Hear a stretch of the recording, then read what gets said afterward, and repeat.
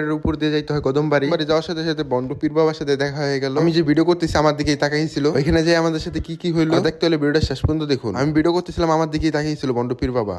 সবাই বাসা থেকে বের হয়ে বাজারের দিকে আইছি। বাজারের দিকে আইসে দেখি রাজিম খা সে একটা চুলেকে ঠেং দিছে। ওইখানে আড্ডা দিতে দিতে আমাদের বুলেট চলে আসলো। বুলেট উঠে বসার সাথে সাথে বুলেটের মতন টান দিল। আজকের ভিডিও আপনারা শেষ পর্যন্ত দেখুন আমরা ওখানে যাই কি করলাম। যে লাস্টে আমরা ওখানে গিটারও বাজাইছি। আমরা টেকারের ব্রিজের উপরে চলে আইছি। আজকে ওইখানে যে অনেক মজা করবো। বন্ধুরা হাত আমার দেখাইতেছে, দেখ ওই জায়গায় বক্স উঠেছে টলারে। দেখতে দেখতে আমরা এপার চলে আসলাম। এখন আমাদের গন্তব্য কদমবাড়ি। ইতিমধ্যে আমরা খালি রোডেও ঢুকে গেলাম। আমরা সবাই ভিতরে বসে বসে গল্প করতেছি, আড্ডা দিতেছিলাম। গাড়ি লাই লাই চলতেছিল। কদমবাড়ি যাওয়ার পথে এই রাস্তাটা পরে, এই রাস্তাটা একটু ভালো লাগলো তাই ভিডিও করে নিলাম। আমরা কিন্তু ভিডিও স্কিপ করেন না। আমরা যাওয়ার পরে দেখি আমাদের পার্শ্ববর্তী এলাকা থেকে একজন ভাই বাজার গেছিল, ওদের সাথেও দেখা হয়ে গেল। ওরা সবাই আছে কদমবাড়ি আইছে। আগে এখান থেকে ঘুরে গেছে, পরে আমরা আবার ওদের বলছি যায় আমাদের সাথে আর মজা হবে। রাস্তার ওইদিকে একটা গেট আছে, ওই গেট দিয়ে ঢুকলাম। আবার এখানে একটা গেট আছে, এখান থেকে ঢুকে আমরা ওই পাই দিয়ে বাইরে ওই ফাঁকা মাঠের দিকে যাব। তো মাঠের দিকে চলে আইছি। এখানে অনেক ফাঁকা বসার জায়গা আছে। বসার জায়গা বলতে দুবলার উপর বসে আড্ডা দেওয়া যাবে। আমরা ঘোরাঘুরি করি নাই তেমন একটা বসে গেছি করার জন্য, আড্ডা দেওয়ার জন্য। যাই হোক আমাদের মিশু কিন্তু মনোযোগ সহকারে কোন মেয়ের দিকে যিনি তাকাইছিল। আমরা কিন্তু এখানে কেউই গায়ক না, সবাই গান গাইতে পারি না। তো আমরা গানের সুর ধরছি।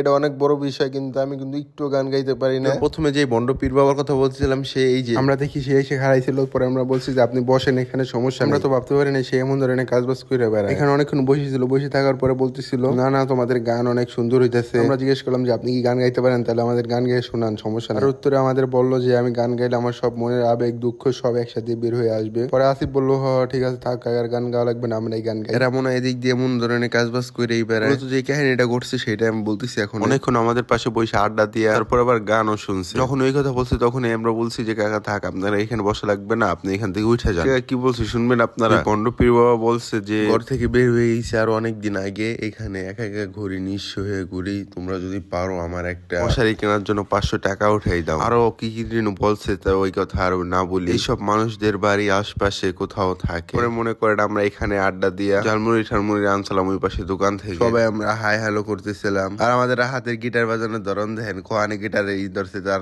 রাজিম মিশু ওরা সবাই হাই হ্যালো দিতেছে। আর আমি ছিলাম ক্যামেরার পিছনে, যে আসিফ দাদা সবাই বসে আছি একসাথে। আসিফ দাদা যিনি কি বলতেছিল আমি বুঝতে পারি না এই বিষয়টা। যাই হোক আমরা এখান থেকে ভিডিও টিডিও কইরা, আর আপনারা ভিডিওটা একদম লাস্ট পর্যন্তই দেখবেন সবাই। আর আপনারা কিন্তু আজকের ভিডিও পুরোপুরি দেখবেন, আর সবাই কমেন্ট করে জানাবেন যে আজকের ভিডিওটা কেমন হইছে। আপনারা সবাই আমার ভালোবাসার মানুষ, আপনারা আমার কাছ থেকে কেমন ভিডিও আশা করতে চান, কেমন ভিডিও পেতে চান, এটা আমার কমেন্টে জানাবেন। আমি কোন ধরনের ভিডিও বানানোর চেষ্টা করবো ইনশাল্লাহ। আমরা মুড়ি ঠুড়ি আইনা খাওয়া দাওয়া করছিলাম। আমরা আস্তে আস্তে বাসার দিকে চলে যাইতেছি। আপনারা অনেকেই আমার ভিডিও দেখেন কিন্তু ফলো করেন না, যারা যারা ফলো করেন না তাদের যদি ফলো করে দেন। আর নতুন একটা ভিডিওতে আবার দেখা হবে। সবাই গুড বাই, ভালো থাকেন, আল্লাহ হাফেজ। নিজের দামি জিনিসের উপর খেয়াল রাখুন।